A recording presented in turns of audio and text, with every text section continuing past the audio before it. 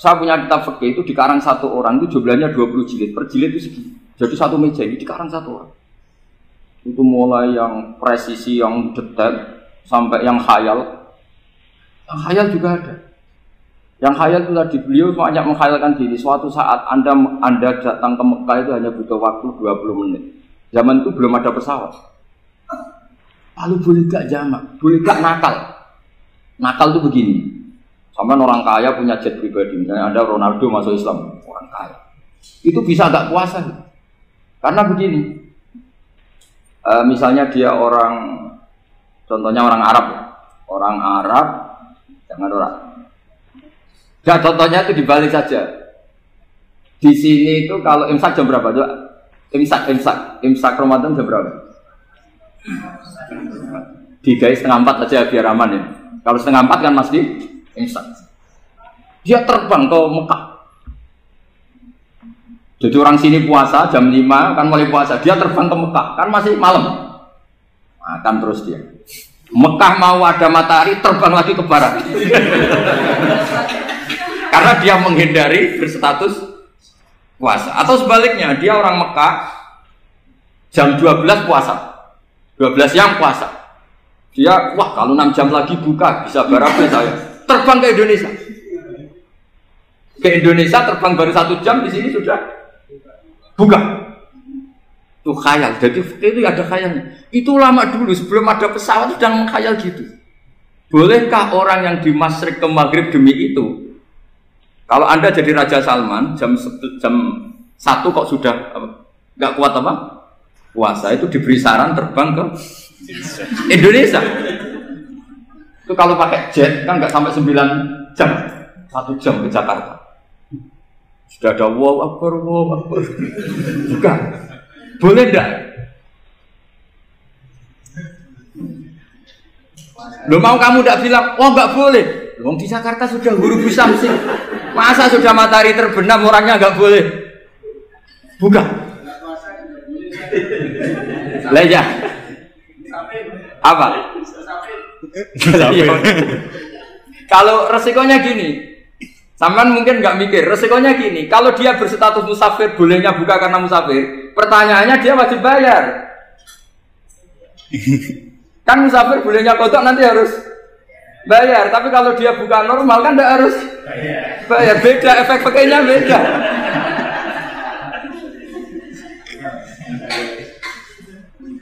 Sama jangan protes, Gus Baik gimana mau ngaji mana tidak senang.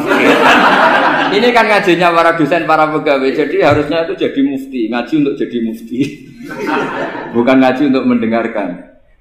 Jadi makanya saya mohon jangan sering protes sama ulama. Ulama sudah pusing. Karena efek-efek hukum itu tidak gampang.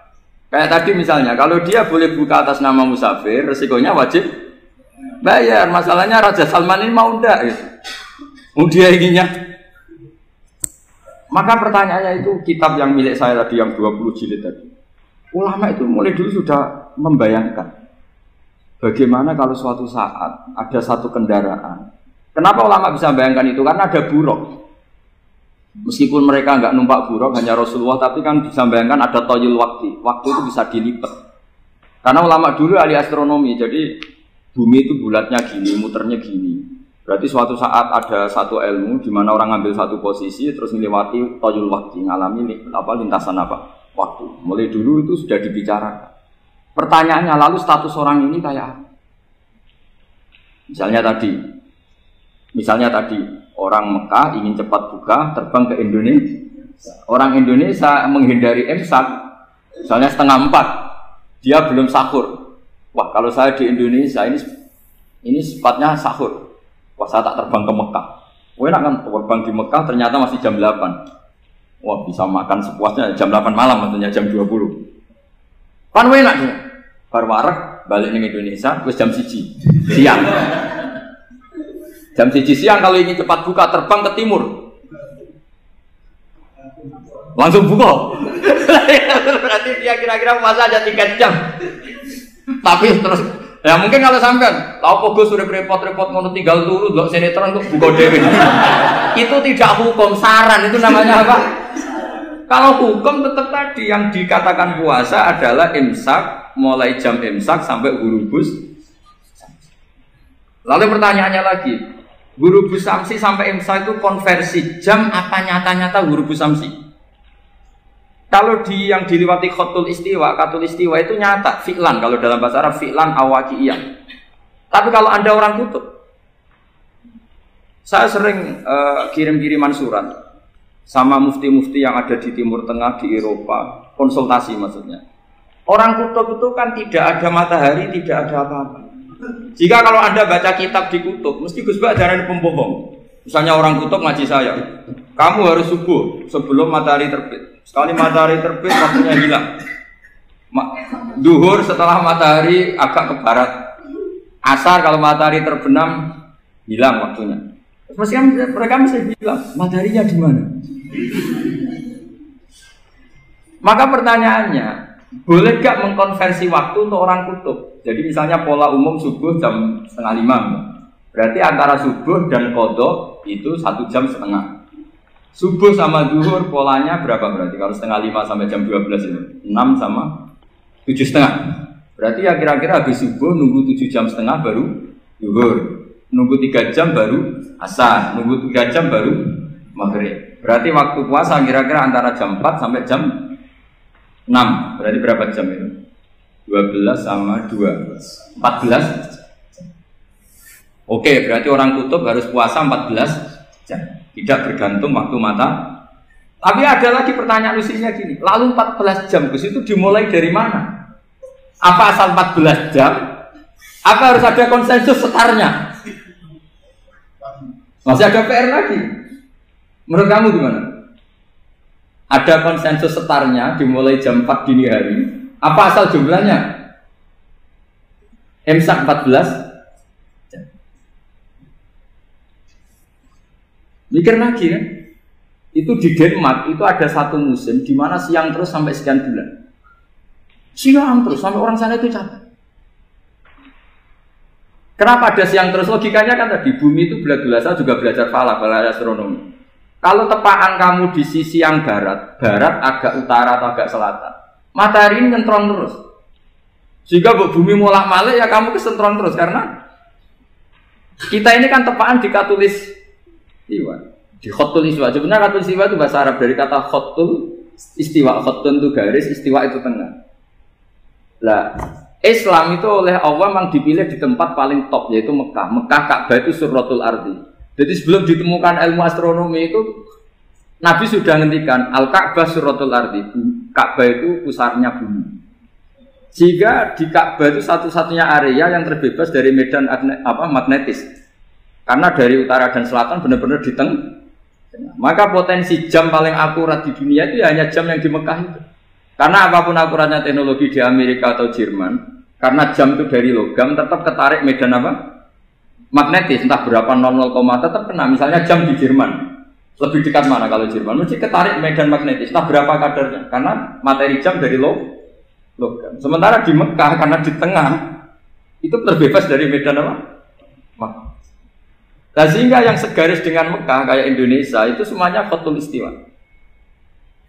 Nah kalau khotul istiwa normal itu artinya ya 12 siang secara umum ya 12. Sehingga ulama Indonesia kalau ngaji itu lebih gampang, lebih tidak dianggap bohong.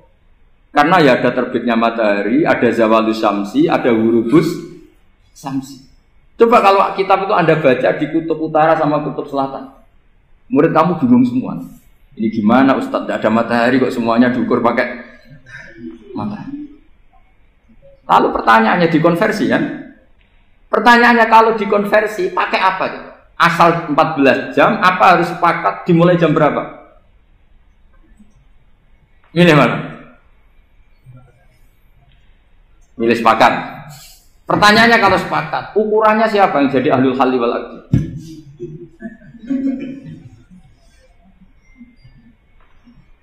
Jadi orang fikih itu sudah bingung, makanya saya mohon jangan sering diprotes.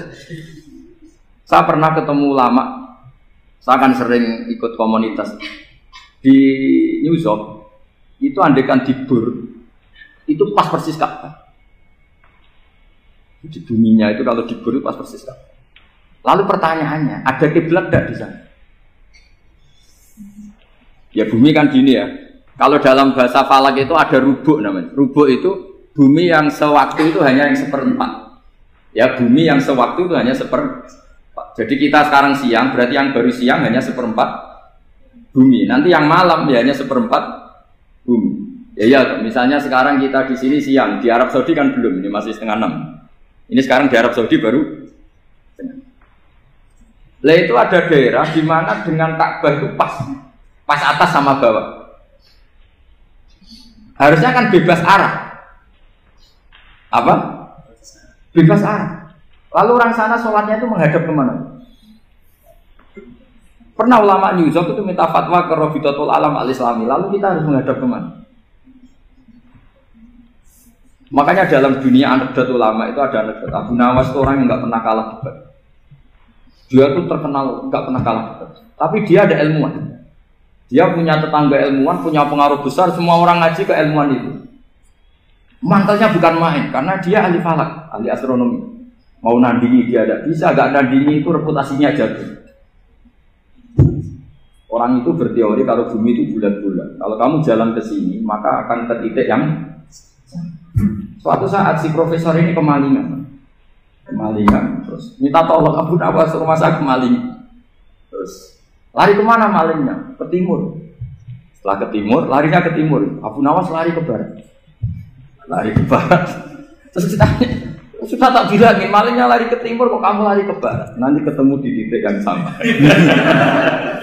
Sebenarnya itu profesornya makal. Oh kamu nyindir.